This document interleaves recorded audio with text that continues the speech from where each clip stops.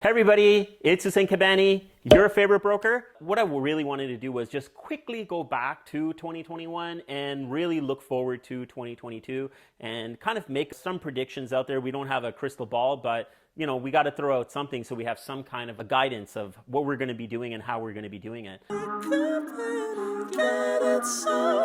So this year, 2021, as you guys probably already know, it has been an insane seller's market. Okay, so if we had to rate a seller's market between 1 to 10, I'd say this was like an 8 or a 9. Like, it really skewed towards the seller. Main reason is that we really didn't have any inventory. It was critically low. Even right now, sitting in December, beginning of December, we have about 6,500 listings available for sale throughout the GTA, and probably the right number should be is around 12,000, just to kind of even make it somewhat of an even market. So that's what's really been driving what has been happening. The other thing is that we've actually had a lot of sales come through. I think last year throughout the Toronto Real Estate Board, we had about 100,000 sales, maybe shy of 100,000 sales, somewhere around there. But this year we're going to do about 120,000 sales. We're somewhere around 114,000, 115,000 now. So we'll probably cover that 5,000 or 6,000 that we actually need to make it to about 120,000. So even in terms of number of sales throughout the Toronto Real Estate Board, they have been a lot of sales, which has really caused that inventory to come down as well.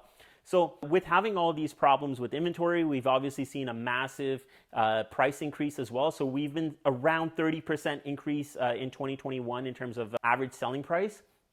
Now, if we look forward to 2022, it's really hard to tell where things are going to go because there's so many moving pieces. Heavy immigration, basically more than double of what we've bringing in typically into Canada. Another thing is that there's a huge wealth transfer between the silent generation going into the baby boomers and possibly even going directly into the next generation. So all of this money is actually likely going to end up in real estate as well. So there is a lot of stuff that is putting pressure still on the real estate market.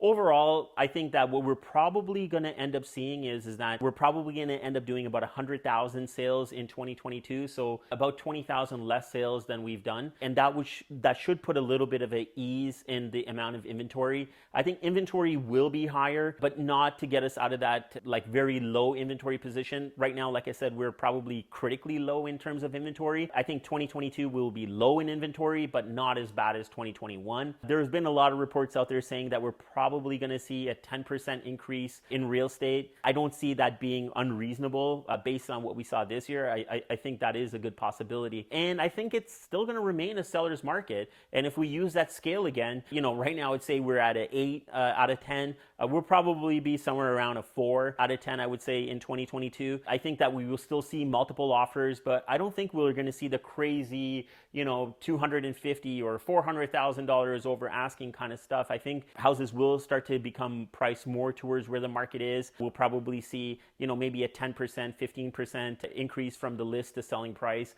Really hard to tell. It's just kind of based on what I'm seeing and how the market is changing as we see it right now. That's the predictions I have right now. I would love to hear what you guys think and where you guys think things are going to go and what do you think are going to be the affecting factors over here. I know interest rate is likely going to be one of them. How much do you guys think is going to affect it? I mean, even when we think about interest rates going up, likely the bank is going to start to increase these rates by 0.25%. They probably don't want to do anything too crazy to rock the market too much. I'm sure they're going to want to make incremental changes just to kind of see what the effect is of those change. And then if they feel that they have room to increase it further without causing damage to the economy, I'm sure that's the way that they're going to go. So that is definitely going to be a factor. And then still with COVID, I mean, this is, we're kind of walking around a little bit more like, hey, things are getting resolved, but we don't know with new variants of how this is going to work out. So guys, these are some of the factors that I can see happening. I'm sure you guys are seeing it differently. So I would love to know what you guys think and where you guys think this market is heading for 2022. And what are your biggest questions in real estate? So if you guys drop me a comment below, send me a DM. I'm going to do my best to get back to you guys. And maybe what I could do is I can compile all the questions that we get and we could do another video because I'm sure a lot of other people are curious about it as well. So do me a favor, like my post, share it with your friends, leave me a comment, follow me on Instagram, check out our YouTube channel some more. Until next time, guys, remember one thing, get Kabani, get sold. Sell it, sell it, sell it, sell it, sell it, sold. Sell it, sell it, sell it, sell it, sold. Sell it, sell it, sell it, sell it, sold. Sell it, sell it, sell it, sell it, sold.